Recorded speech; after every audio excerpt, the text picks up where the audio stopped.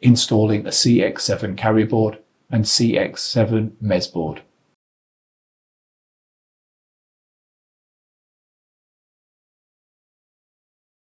Make sure you have a Torx T15 head screwdriver, an alcohol cleaning pad, and an SR675 V3 CX-7 heatsink putty pad kit to perform this task. Align the CX-7 mezz board with the two guide holes on the CX-7 carrier board, and then gently place the CX-7 mezz board onto the CX-7 carrier board. Fasten the 4 Torx T15 screws in the order shown on the screen to secure the CX-7 mezz board to the CX-7 carrier board.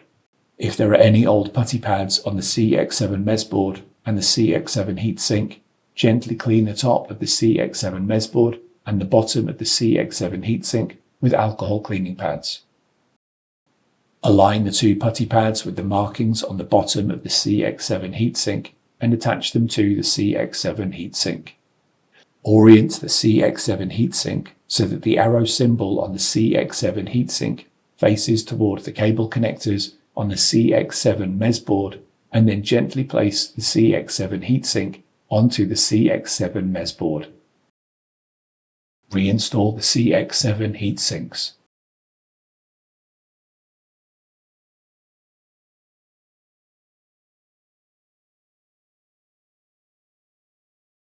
Reinstall the CX-7 assembly.